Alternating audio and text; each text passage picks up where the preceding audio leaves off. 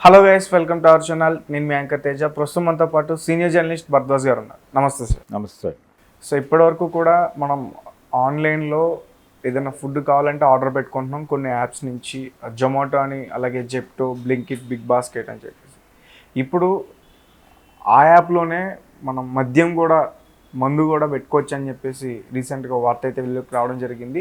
ఇది ఆల్రెడీ 2 రాష్ట్రాల్లో ఉందని చెప్తున్నారు. ఒకటి ఒరిస్సా, ఇంకొకటి బెంగాల్. ఆల్రెడీ అక్కడ ఆన్లైన్లో మద్యాన్ని కొనుగోలు చేస్తున్నారంటూ కూడా వార్తలు వచ్చాయి. సో ఇప్పుడు చాలా రాష్ట్రాలకి అది అమలయ్యే అవకాశం ఉంటుంది అంటున్నారు. దాని గురించి అంటే తమిళనాడు, గోవా, కేరళ ఇలా కొన్ని రాష్ట్రాల పేర్లు ప్రకటించారు. ప్రకటించి ఆల్రెడీ పైలట్ ప్రాజెక్టు ఒరిస్సా, బెంగాల్లో నడుస్తోంది. ఇది ఎప్పుడైతే ఆన్లైన్లో మందు అనేది పెట్టామో 20 నుంచి 30% ఆన్లైన్ కొనుగోళ్లు పెరిగాయి ఈ 2 రాష్ట్రాల్లో అని చెప్తున్నారు వాళ్ళు. సో దీన్ని బట్టి దీన్ని ఆన్లైన్లో తీసుకొస్తే విపరీతమైన డిమాండ్ ఉండే ఛాన్స్ ఉంది. ఆన్లైన్ బిజినెస్ పెరుగుతుంది. దీని ద్వారా ఆన్లైన్ డెలివరీస్ పెరుగుతాయి. తద్వారా చాలామందికి ఉపాధి అవకాశాలు దొరుకుతాయి అనేది ఒక ఫ్యాక్ట్గా ఎస్టాబ్లిష్ చేయడానికి తగ్గ గ్రౌండ్ ఉంది వాళ్ళ దగ్గర. నిజానికి చాలా కాలంగా ఈ డిమాండ్ ఉంది. చాలా కాలంగా మద్యం ఆన్లైన్లో దొరికేస్తే బాగుంటుంది అంటే వేరే ఎక్కడికో వెళ్ళి తాగటం, అక్కడి నుంచి వచ్చేటప్పుడు అనుకోకుండా డ్రంక్ అండ్ డ్రైవుల్లో దొరకటం, కేసులు, చలానాలు, ఈ గొడవ కంటే కూడా కూర్చున్న చోటకే మందు తెప్పించుకుని తాగేసి అక్కడే పడుకుంటే ఏ వివాదాలు ఉండవు అనే అభిప్రాయంతో చాలా కాలంగా ఇది ఒక డిమాండ్గా రకరకాల వేదికల మీద వ్యక్తీకరణ జరిగింది. దీన్ని కరోనా టైంలో నిజానికి అప్పుడు చాలామంది ఇది బలమైన డిమాండ్గా చేశారు. ఎందుకంటే లాక్డౌన్ టైంలో టోటల్గా వైన్ షాప్స్ క్లోజ్ అయి ఉన్నాయి. ఈ క్లోజ్ అయిన సందర్భంలో చాలామంది అది దొరక్క ఇబ్బంది పడి బ్లాకుల్లో కొని, వైట్లో కొని ఇలా రకరకాలుగా తిప్పలు పడ్డారు. ఈ ప్రాసెస్లోనే ఈ ఆన్లైన్ పెడితే బాగుంటుంది కదా, ఏదో అలా అన్నిటినీ తెప్పించుకున్నట్టుగానే వాటిని కూడా తెప్పించేసుకుంటామని చాలామంది మాట్లాడారు. అయితే దీనిలో ఉన్న ప్రాబ్లం ఏంటంటే మీరు షాప్కి వెళ్తే మీ ఆధార్ కార్డు చెక్ చేసి వయసు, ఇతర వివరాలు తెలుసుకుని అప్పుడు మందు అమ్మటం అనేది జరుగుతుంది. సీరియస్గా అది పాటించకపోయినా అక్కడ ఒక బోర్డు ఉంటుంది. 21 సంవత్సరాల లోపు వాళ్ళకే అనుమతి, మద్యం అమ్మబడదు అని ఒక బోర్డు అయితే ఉంటుంది. అది పాటిస్తారు అని నేను చెప్పట్లేదు. 5 ఏళ్ల పిల్లోడు, 6 ఏళ్ల పిల్లోడు వెళ్ళి కౌంటర్లోకి డబ్బులు ఇచ్చినప్పటికీ వాళ్ళు డెలివరీ చేయొచ్చు. కాకపోతే ఒక బోర్డు ఉంటుంది, ఎప్పుడైనా అబ్జెక్ట్ చేస్తారు. జనరల్గా సినిమా థియేటర్స్ దగ్గర కూడా ఇలాంటి నిబంధనలు ఉంటాయండి. ఏ సర్టిఫికెట్ థియేటర్స్లో ఏ సర్టిఫికెట్ సినిమాకి సంబంధించి కేవలం అడల్ట్స్ని మాత్రమే అలౌ చేయాలి, పిల్లల్ని అలౌ చేయకూడదు. కానీ పిల్లలు వెళ్ళిపోతూ ఉంటారు, టికెట్లు కొనేసుకుంటారు, వెళ్ళిపోతారు. అసలు వాళ్ళకి తెలియదు అది ఏ సర్టిఫికెట్ సినిమా అని. గతంలో ఏ సర్టిఫికెట్ వస్తే తమ సినిమాకి ఫ్యామిలీ ఆడియన్స్ రారేమో అని భయపడేవాళ్ళు ప్రొడ్యూసర్లు.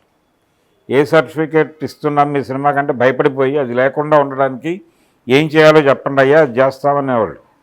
ఇప్పుడు ఆ పరిస్థితి లేదు. ఒక దశలో ఆపారు. 14 ఏళ్ల లోపు అంటే 18 ఏళ్ల లోపు పిల్లల్ని, 14 ఏళ్ల నుంచి 18 ఏళ్ల లోపు, పర్టికులర్గా టీనేజ్లోకి న్యూ కమ్మర్స్ని, టీనేజ్లో ఉన్నటువంటి వాళ్ళని పర్టికులర్గా ఫలానా సినిమాలు చూడకుండా నియంత్రించడం అవసరమని అప్పుడు భావించింది రాజ్యం. భావించడం వల్ల సీరియస్గా ఇంప్లిమెంట్ జరిగింది. ఇప్పుడు ఎవరు పట్టించుకోవట్లేదు. రెండోది యుఏ అని ఉంటుంది. అంటే పెద్దలతో కలిసి పిల్లలు వెళ్ళవచ్చు, పెద్దలు లేకుండా పిల్లలు వెళ్ళకూడదు. ఇదో సర్టిఫికెట్. ఈ సర్టిఫికెట్లు సీరియస్గా పట్టించుకుంటారా లేదా అనేది మనకు తెలుసు ప్రాక్టికల్గా. ఇటువంటి కండిషన్లో ఇక్కడ ఆన్లైన్ డెలివరీస్ వచ్చేసి ప్రతి చిన్న 5వ తరగతి పిల్లడు కూడా ఆన్లైన్లో ఆర్డర్ పెట్టేసి తెప్పించేసుకుని తాగేస్తే ఏంటి పరిస్థితి అని చాలామంది మాట్లాడారు. అయితే దాన్ని కూడా వీళ్ళు ప్రస్తావనలోకి తీసుకొచ్చారు. ఇప్పుడు ఈ పైలట్ ప్రాజెక్టుగా ఎక్కడైతే బెంగాల్లోనూ, ఒరిస్సాలోనూ అమలవుతోందని చెప్తున్నారు. ఈ ప్రాజెక్టు డిజైన్ చేస్తున్నటువంటి వాళ్ళు మాట్లాడుతున్న విషయం ఏంటంటే, మేము దీన్ని కూడా పరిగణనలో తీసుకుంటున్నాం. వయో పరిమితి అంటే చిన్నపిల్లలకి ఇది అమ్మకూడదు,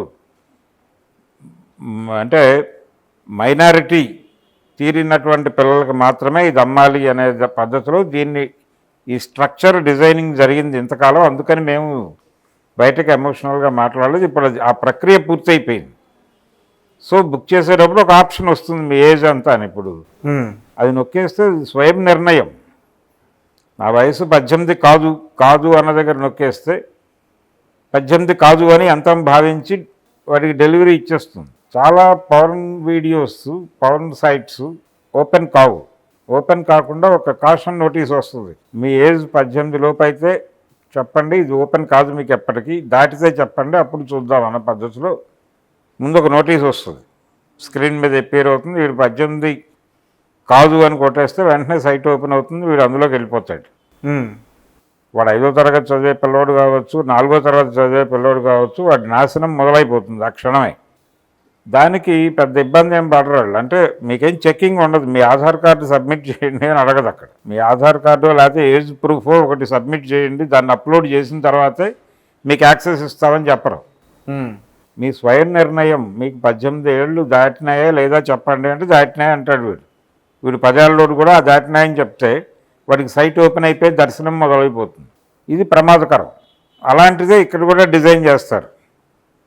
చేసి నీ ఏజ్ 18 దాటిందా అని అడుగుతారు, వీడు నొక్కేస్తారు. దానికి ప్రూఫ్ ఏమిటి అని అడగడు. ప్రూఫ్ ఏమిటి అని అడిగితే నిజానికి ఆధార్ కార్డు మరొకటి ఒక 10th క్లాస్ సర్టిఫికెట్ వీడు అప్లోడ్ చేయాల్సి వస్తుంది. అప్లోడ్ చేసిన తర్వాత దాని మీద నిర్ణయం తీసుకోవాలి. దానికి మళ్ళీ యంత్రం సరిపోతుందా, దీనిలో ఏ మేరకైనా మానవ శ్రమని ఇన్వాల్వ్ చేయాల్సి వస్తుందా, దానికి సంబంధించిన రిక్రూట్మెంట్లు ఏంటి, ఇలా 100 విషయాలు ఉంటాయి గవర్నమెంట్ బుర్రలో.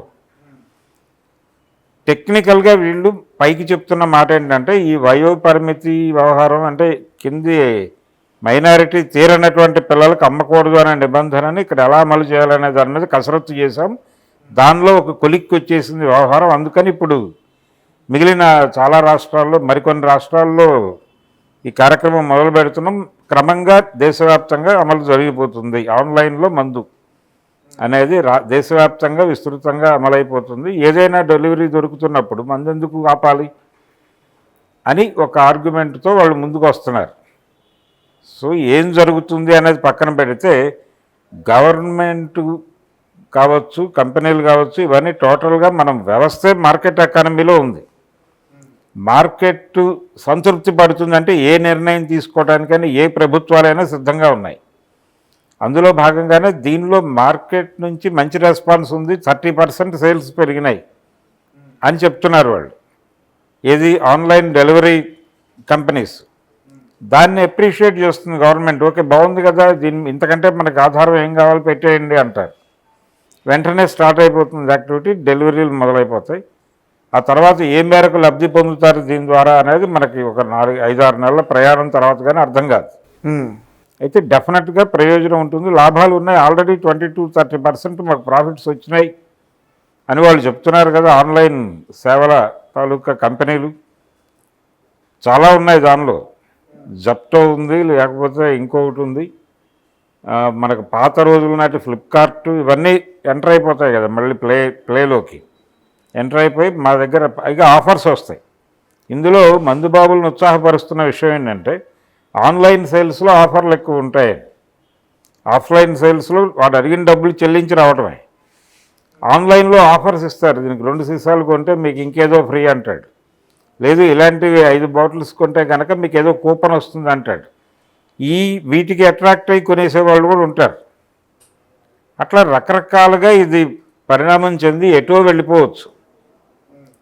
ఇది ఇలా వెళుతుందనే ప్రమాదాన్ని ఊహించి దీని మీద కొంచెం కట్టడి చేశారు. ఇప్పుడు ఆ కట్టడి లేచిపోతుంది కాబట్టి ఆన్లైన్ సర్వీసెస్ వచ్చేస్తాయి. మందులు వచ్చి వాళ్ళు సర్వ్ చేసినా చేయొచ్చు, మరికొంత చెల్లిస్తాయి. అక్కడే కూర్చుని ఎవరైతే డెలివరీ బాయ్ ఉన్నాడో అతనికే ఒక చెల్లింపు చేస్తాయి.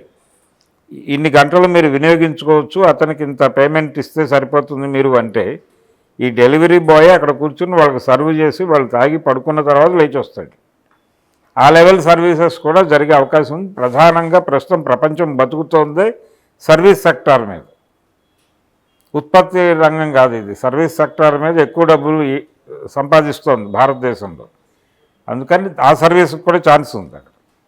ఏది జరిగినప్పటికీ ఇది ఒక రకంగా ప్రపంచానికి హ్యాపీ డెసిషనే. ప్రయోజనం కాదు అనే ఆర్గ్యుమెంట్ని బుల్డోజ్ చేసి దీన్ని పట్టుకొచ్చేస్తారు. No issues, no problem. Okay sir, thank you so much. Thank you.